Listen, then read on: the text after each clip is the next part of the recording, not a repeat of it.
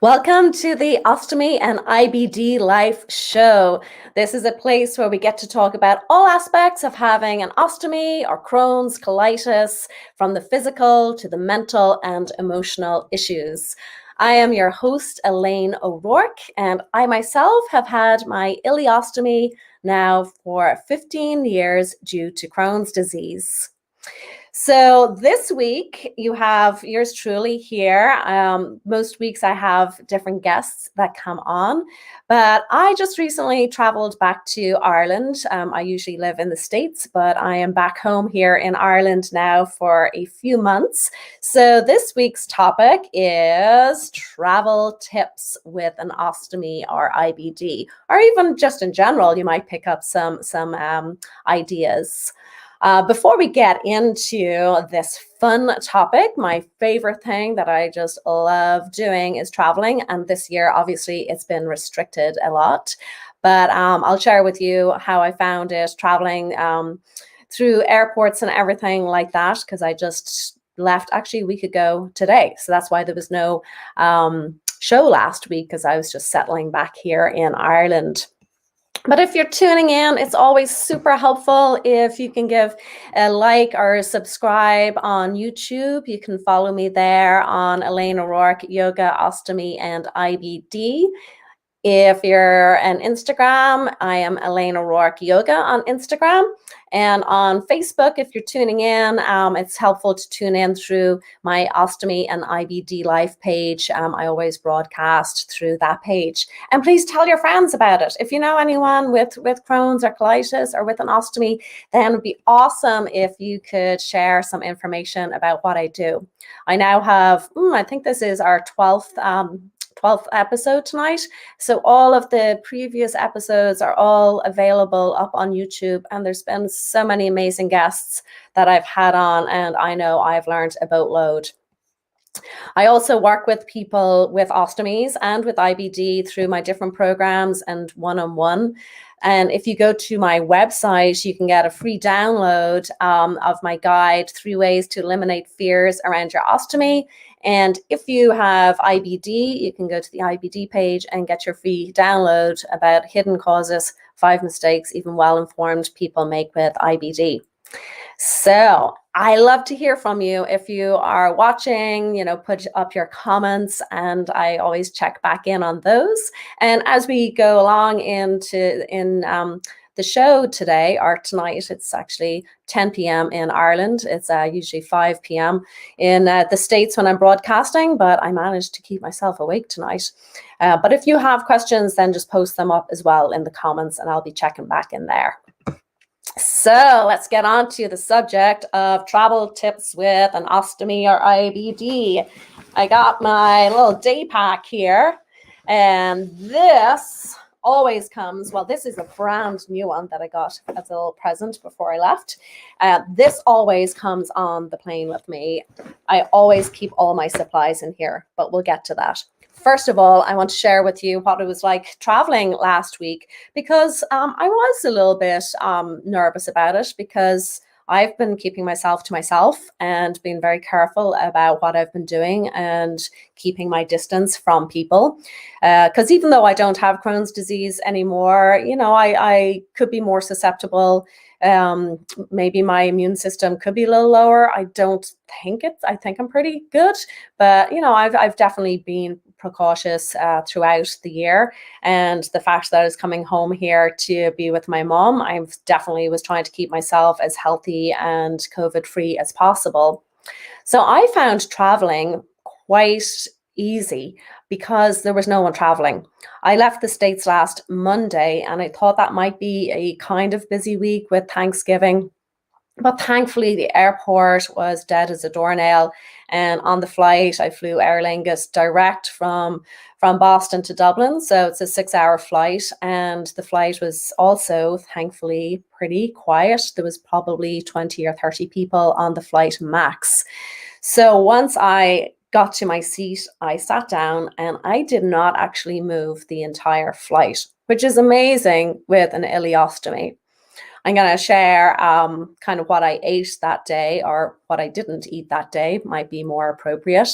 But I found the experience to, because it's a quieter time of year right now, to be really okay, and in a way kind of pleasant, because normally traveling is so chaotic with so many people around, that it was nice to go through airports and not have, you know, queues, lines of people everywhere. So that was definitely a bonus. But I kept I had an N95 mask. I kept that on my face the entire time from the minute that I walked into the airport. And then I had another mask over that. And I kept that on the entire time. I was also on a window seat, which I think is better, because you're not going to have, you know, you're not in such close contact if anyone's walking down the aisle. So I think that's a good idea. So as a person with an ileostomy, which tends to have more output, basically the day of flying, well, first of all, anytime I'm flying, I either change my appliance the day before or the morning of. In this case, I changed it the day before, just because I had a busy day the day that I was flying, because I just want to make sure that everything is adhered really well. And in my programs, my ostomy program, I go through this in a lot of detail, but I want to know that it's going to stay on. There was one time that I did have to change it at the airport, in the airport bathrooms, and that was a little nerve-wracking, because, you know, there wasn't a sink in the stall, so I had to improvise, but I did it. I got through it. It's amazing what you can do under pressure. But so last Monday, throughout the day, I basically drank, you know, kept myself hydrated in the morning, but as it was getting closer to leaving for the airport, I stopped drinking liquids. I knew I would be okay with that I wasn't going to get hydrated. So I know my body really, really well. And also, I only ate probably about an hour. So I had a sandwich. This is really exciting details, but some of you might actually find this interesting. I had a sandwich maybe about 2:30, which is 2:30, and my flight was at 6 p.m. So I am usually a vegetarian-ish, but I did have a ham and cheese sandwich on a bread roll. And that I knew wasn't going to pass through me fast. It wasn't going to create a lot of output if it did. So that's what I had. And that's all I ate all day. Didn't eat anything on the flight. Well, I had a little dessert thing, because I just kept my mask on the whole time. And I was fine, and I drank very little on the plane. I did have a little bit of water. And I didn't have to use the bathroom. I think it's the first time I've ever taken a flight that I haven't had to go in and use the loo. So I was really happy with that, because that was something that was definitely causing me a little bit of underlying anxiety. But, you know, if I had to go, I would have, because it was certainly better to go than have your bag fill up and then have an accident on the plane. So I certainly wasn't going to let that happen. So I was very fortunate. Everything worked out really well. And I had a great flight. Watched a good movie, landed back in Ireland, totally quiet going through the airport here. And then I've been in quarantine. So I'm still in quarantine. My mom's in the other room. I think she's watching right now. Hi, Mom.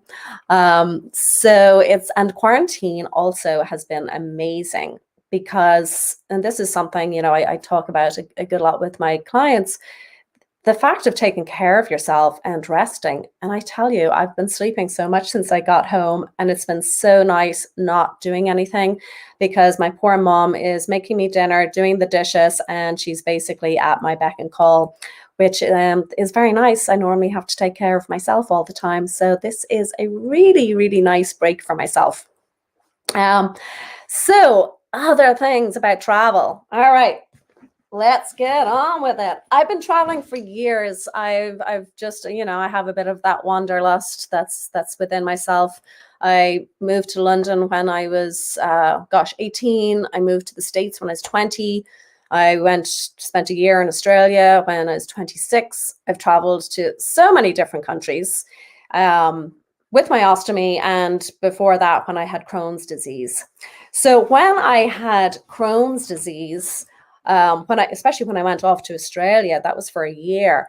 My backpack, which, maybe it was twice the size of this because this is quite a big day pack, was half full of drugs. Now, the medication type of drugs I'm talking about. I wasn't a drug mule. So I had tons of medication with me. I was able to get them before I left. And then I had contacts in Australia for when I had flare-ups. Now, I wasn't on any of the biologics. I wasn't doing Remicade or anything at that stage. So it was easy for me to go off because I was just popping a bunch of different pills to help with flares and some other things. I think I brought like a bunch of enemas. They took up a lot of room in my bag, but I had enough to keep me going because I was just thinking about this today. I pretty much all the years of having Crohn's disease, which was 13 years, it was always active in my body. I never was in complete remission. So I was always on medication through that time. I was always anemic. But I did it. I went and took off for a year. I certainly didn't know anything about taking care of my body. And when I read back through my journals, I wasn't surprised that I was having flare-ups because I was having a really good time. And I was having a good time, shall we say. But it was all worth it. So then flash forward, traveling with an ostomy. So not flash forward. With Crohn's disease, I remember taking some trips and feeling like dire. I think I should have done a whole travelogue of international toilets because sometimes I would just be getting to the next place and just searching around for the nearest loo that I could get to, the nicest looking, hotel that I could sneak into, pretending that I was staying there because I certainly never stayed anywhere nice when I was traveling back in my former years. So there was a lot of that and a lot of just walking into places pretending that I was staying there and just look confident and use the facilities. So it made for some interesting traveling. There was some times where I would really feel terrible, but I would just keep going, which probably wasn't the best at times, but I also didn't deprive myself of experiencing different cultures, different foods. I was also lucky that the different foods didn't affect me that much either. That, of course, as we know with IBD, it's so different for everyone. And there's probably times when I probably shouldn't have been doing certain things or drinking certain drinks or eating certain foods, but you live and you learn. Then flash forward, having an ostomy, I actually took my first trip when, let's see, how many months was it out of, within a year actually of having my ostomy, within 9 months of having my temporary ileostomy. But I was really sick and I came back to Ireland and went over to Venice with my parents, and I basically was the walking dead. I got shingles and was really ill then. But because I've always been so used to coming back and forth between the States and Ireland, I didn't think that much about it. And to me, that was an easy trip to do. It wasn't like a big adventure. But I certainly had all my supplies with me. So let me show you what I do. And I covered some of this in an earlier episode, but basically when I get on a flight or if I was traveling anywhere, I would have my day pack with me. So, I usually don't check in luggage. Most people do. I would advise against checking in your supplies into your checked in bag. I have all my supplies in this bag here. Now, there's some airlines that even allow you some extra weight if you if you explain to them that you have a medical condition, and you can check with the airlines ahead of time to find out. So here in my bag, it was filled with lots of other stuff too. And I love this bag because I will actually use this even just for my full amount of luggage. But I always have my emergency bag. I talked about this before, so that if I needed to change on the flight or in the bathroom at the airport, I could just whip this out, and in here I have everything I need. I have a few extra of the bags, of the wafers, the flanges, e-conceals, everything is in here. Tissue paper, wipes, everything is in this, ready to roll. One thing I will say about the scissors is, so this is the type of scissors that I have for cutting. I cut my own wafer, is that this scissors is allowed pretty much on all flights, because it's up to a certain length. But I always put this in my toiletry, you know, in your liquids bag, because they always, if I forget, they always see it, and I always have to take everything out of my bag. So just a note, you can bring these scissors on the flight, but just put it in your liquids bag so they don't have to go searching through everything. And then in here, because I was coming home, you know, I'm back here in Ireland for a while, and I'm lucky enough that I got a stash of supplies in the States. So a bag and a bag and a bag. I have enough supplies here to do me for about 3 months. When I travel, I bring tons of extra supplies because I couldn't imagine having to scramble and get supplies in another country or out of state or away from home. So it's real easy. Just bring a ton of extra stuff. I am good to go here. I got a ton of supplies in my bag and a bag and a bag. Okay, so that is how I travel with my supplies. I feel really confident. Now, some of you might also be in a similar situation where maybe you got a second home somewhere, or you're like me, you always travel, you know, to a destination yearly or a few times throughout the year. So I also keep supplies here in Ireland. Every time I come home, whatever I haven't used at the end, I just leave here, so that I also have a stash here. I'm really fortunate that my medical insurance covers everything, so I have the ability to do that. I recognize that that is not the case for everyone, but I'm lucky in that way. I'm just going to pop into the comments and see if anyone's got any questions for me so far. And remember to say hi if you're tuning in, give a thumbs up. Hi, Justin. Hope you had a nice Thanksgiving. Thanks for tuning in as always. All right. So if anyone has questions, please just post them up, as I said. Okay. What else about travel? So when I am on the road, I also try, hey Emma, thanks for tuning in as well.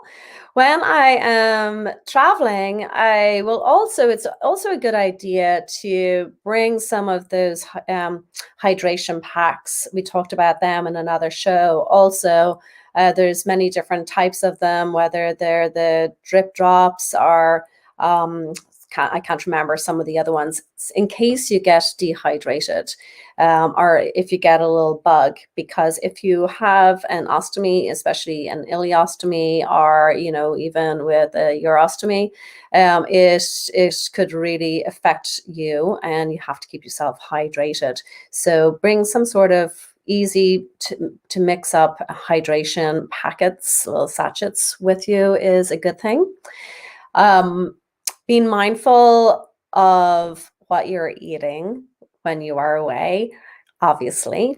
You might be more sensitive to different foods, but it doesn't mean that you can't explore and try different things, because that's part of traveling. It's part of experiencing different cultures.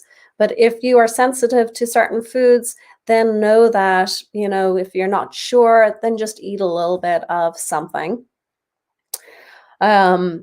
Another point about airports is when you are going through, you can actually, and this is on the UOAA website, um, um, the UOAA, United Ostomy Association of America. I think they have a link to it on their website. You can actually print out for the TSA a little form, a little card um, that kind of says, that you have an ostomy and, you can show it.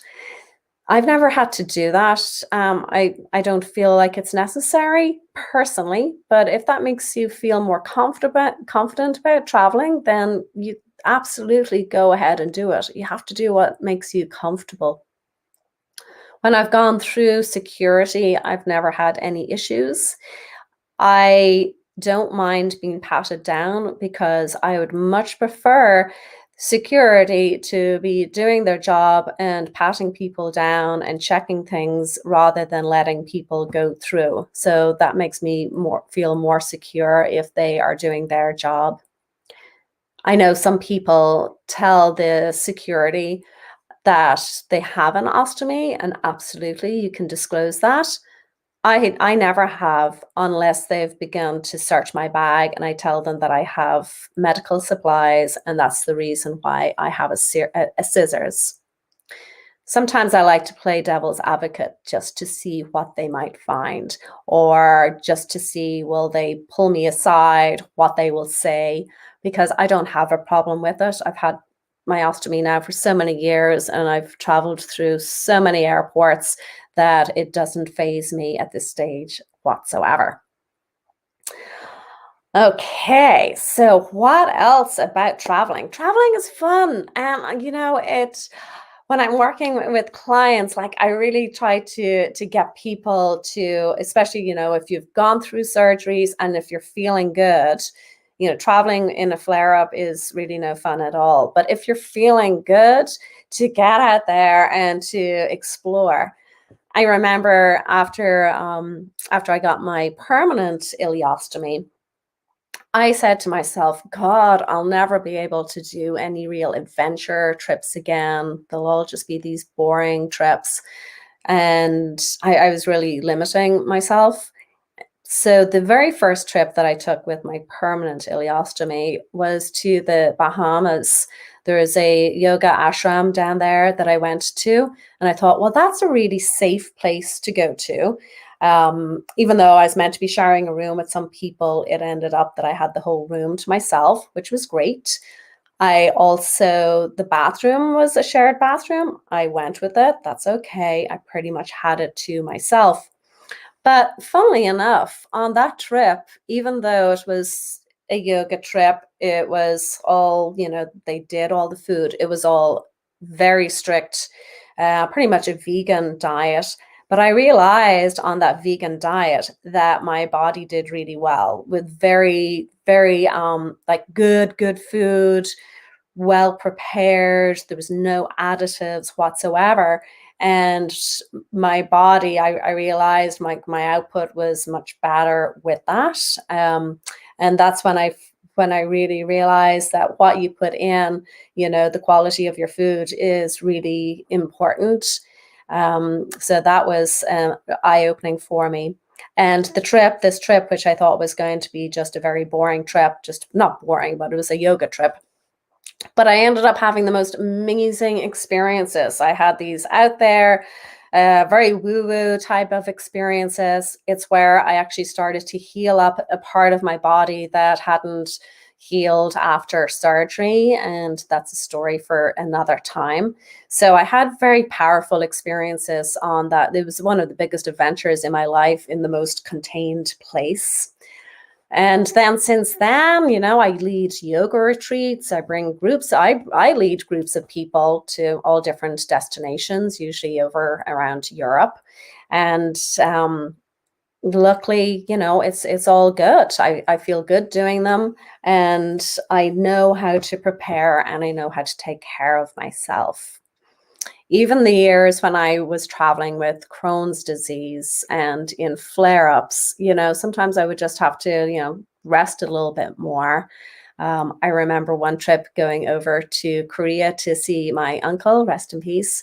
And the whole time I was there, he didn't know I had Crohn's disease at that stage because I hadn't really told anyone outside of family. And I just experienced all of the bathrooms of Seoul, and I had to rest so much. I think you wondered why I wasn't my usual party self. But I remember just taking time to rest and to take some baths and to put my feet up and to be okay with that as well. So if you have any questions, I'm just going to check in on the live feed. Just post them up. I'm trying to think what else I wanted to let you know about traveling with an ostomy or even with IBD. I think I've covered a fair bit, but please ask any questions if you are watching. I've also, let's see, I've done a lot of different fun activities when traveling. Like I've gone zip lining. I know some people wonder, can you do that? I've gone zip lining. The first time I went surfing was when I went down to Costa Rica. So I've also traveled with my ostomy, and also previously before I had an ostomy to Central and South America. So being in those hot, sticky climates with an ostomy, you're probably going to need more supplies, right? It just doesn't stay on the same amount of time, especially if you're doing any sort of activities and in the water more than usual. So definitely bring enough supplies with you for those sort of occasions. You might also, we talked about this last week with Nurse Anita, that if you have a closed end pouch, then, it might be just easy when you're going into the bathroom to change that as well. So that's can be easy when you're traveling, say, on a flight. It's just a matter of then disposing of it afterwards. So let me think, what else can I tell you? I've also gone on ski trips. So traveling and going on a ski or snowboarding trip is possible. I've gone out to Colorado the last few years and skied with my sisters and their families, and no issues. And in fact, I have always gone skiing since I've had my ostomy, and that has proved to be fine as well. So if you have any questions, because it can be daunting when you're going through all of this by yourself, and I fully understand that. I've really put a lot of work into helping my own self through all the different courses that I've taken and work that I've done myself. But if you feel like you need help from someone, then please get in contact with me. You can see my website is ElaineO'Rourke.com, and you can also check out my different programs. So I have a program for people with ostomies, as I was saying, called Surviving to Thriving, Overcoming Ostomy Challenges so you can live a fulfilling life. Because you can live a fulfilling life for the most part. Obviously it'll depend on what your different medical conditions you have, but so much is possible, and we tend to limit ourselves. Like when I first got my permanent ileostomy, I thought I'd never go on any great adventures, and I've gone on so many adventures to so many different amazing places. So, being able to talk to someone, being able to be guided through the whole process, which I do in my program, or even when you have IBD, to be able to work with ways of knowing how to contain your energy, how to learn with how to work with boundaries, being able to say yes, being able to say no, to really being able to discern what is right for your body and for your gut health is really important. And that's what I teach people and how I help people. So I don't see any more questions. So I'm going to leave it at that for now, since I'm still just getting used to things back here at home in Ireland. And I'm hoping to get out and about around the town here pretty soon. But I've got 2 more weeks left in this season. And next week's show, I'm going to have on another super guest. I had a chat with her before I left, and I already learned so much. And this will be really interesting for males and for females. It's about pelvic floor issues. So from sexual issues to bladder and bowel issues. So please tune in. So we're gonna, this lady is Megan Markowski. I probably pronounced that wrong. I should have practiced saying that before I got on. But she's a physical therapist who specializes in pelvic floor issues. And that's going to be amazing for anyone to watch. It's really fascinating and to learn her expertise. And then the week after that, I'm going to have a show for the guys about sexual function for men with IBD and with ostomies. So that is it for now, everyone. You can watch this on the replay. You can also put up questions for me if you're watching this on the replay, and I always check in on them. If you could, as I said earlier, if you're able to subscribe or give a thumbs up on YouTube, it's Elaine O'Rourke Yoga, Ostomy, and IBD. On Instagram, I'm Elaine O'Rourke Yoga. And on Facebook, I'm under Ostomy and IBD Life. So take care of yourselves. I will look forward to seeing you again next week in the States, East Coast time. It's live at 5 o'clock. I will see you then. Take care. Bye-bye.